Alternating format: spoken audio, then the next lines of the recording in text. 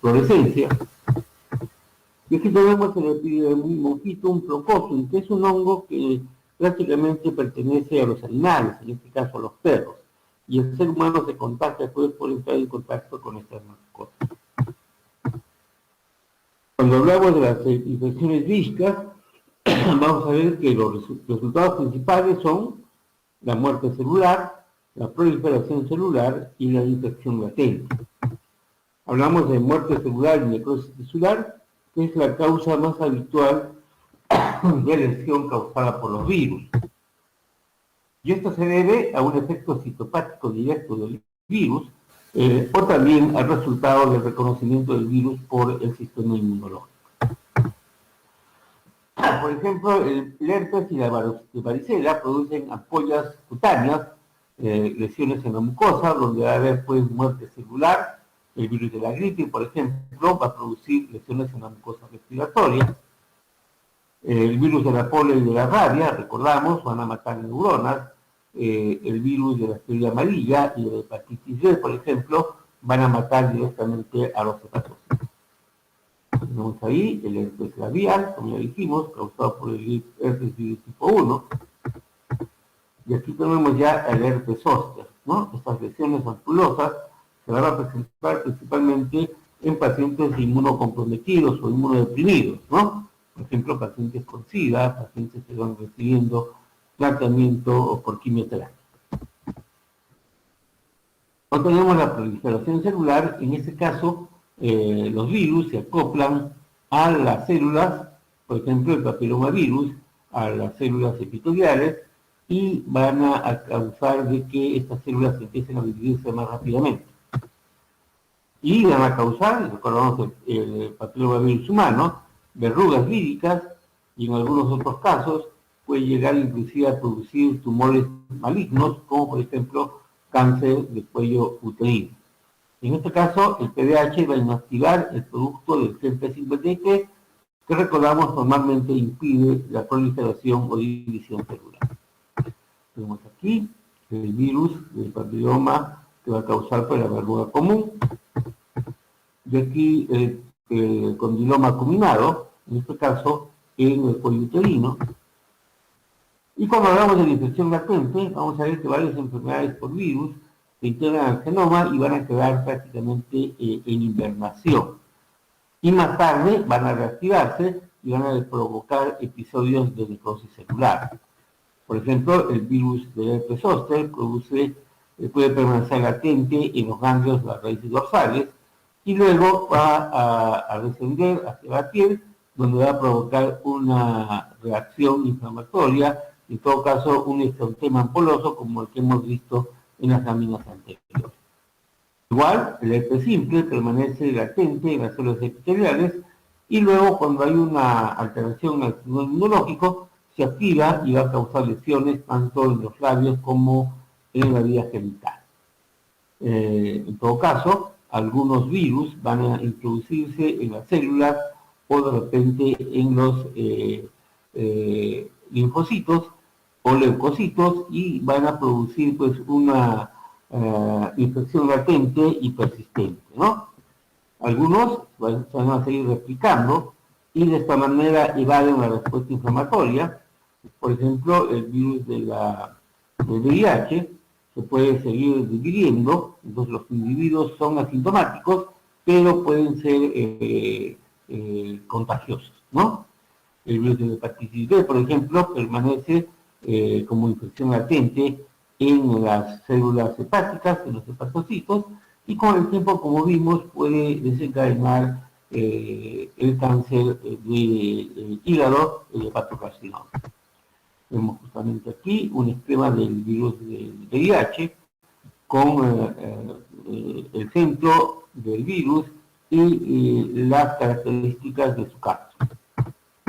Tenemos aquí una microfotografía del VIH, aquí unas fotografías en tercera dimensión del papilomavirus, y aquí una del herpes virus. Y hablamos de la enfermedad por priones. En este caso se trata de una infección que no es causada por una bacteria o por un germen, sino por una proteína llamada proteína prión, ¿no? Tenemos, por ejemplo, la enfermedad de Creutzfeldt-Jakob, el escudo en el hombre, que es una enfermedad del sistema nervioso central, el Scurvy en las ovejas y la encefalopatía bovina en el ganado vacuno, la famosa enfermedad de las vacas locas, ¿no? En un primer momento se pensó de que estas enfermedades eran causadas por virus lentos, pero ahora se sabe que son causadas por una proteína llamada prión. Esta proteína se encuentra en muchos tejidos, en las membranas basales, pero todavía no se sabe cuál es su función principal.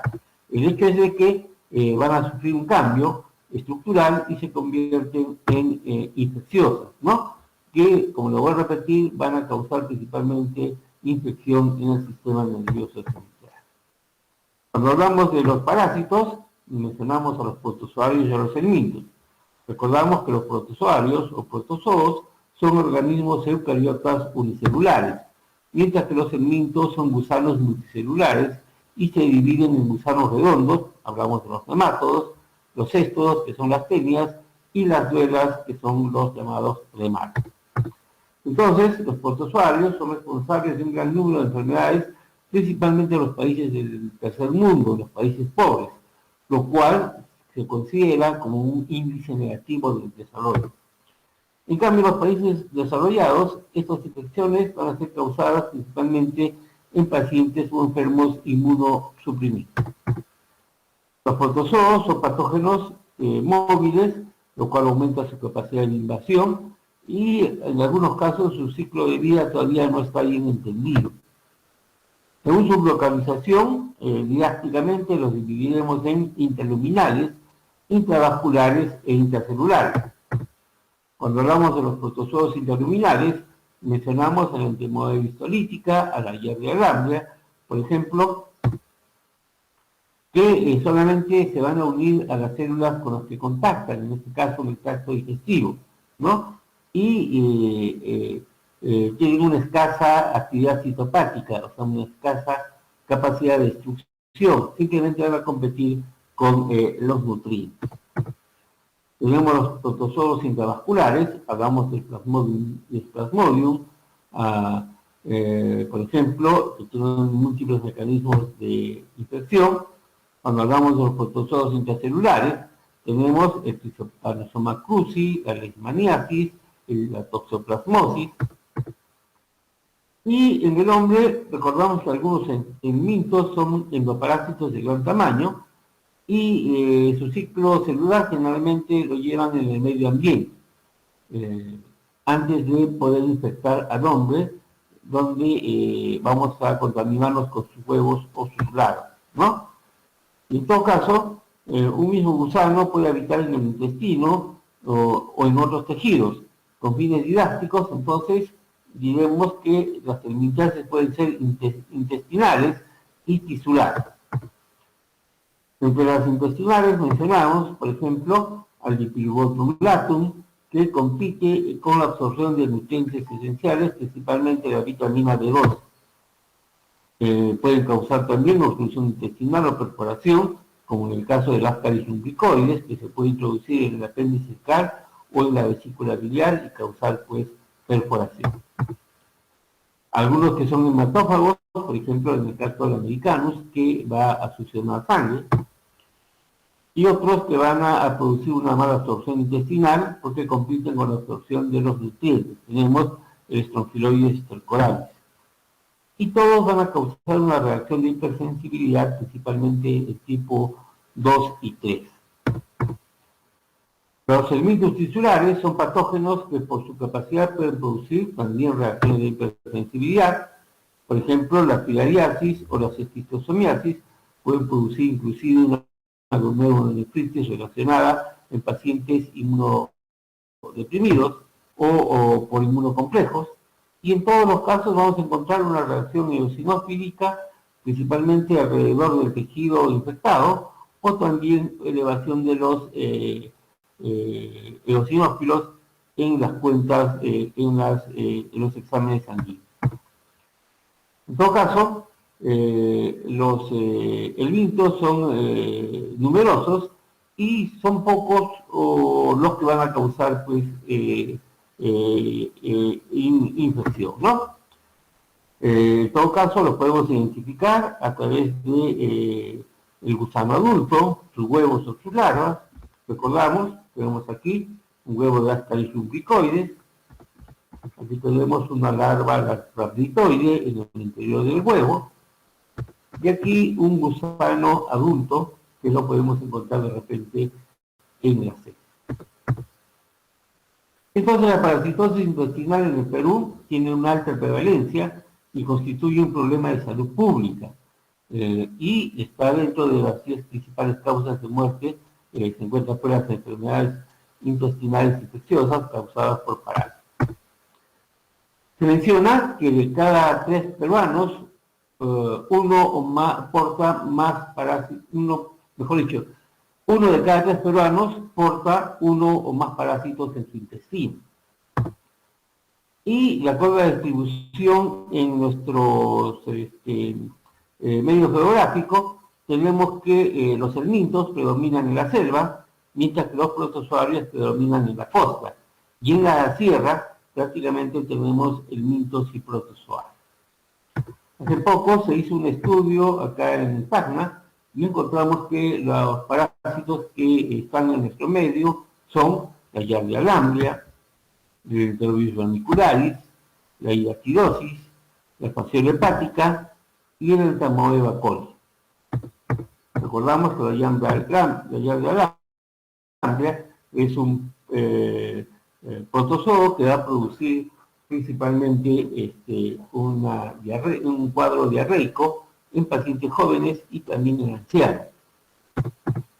El Enterovirus vermicularis, llamado también oxiuro, que va a causar infección principalmente en los niños, ¿no? En los guaguaguasis, en los jardines de infancia, en los colegios primarios.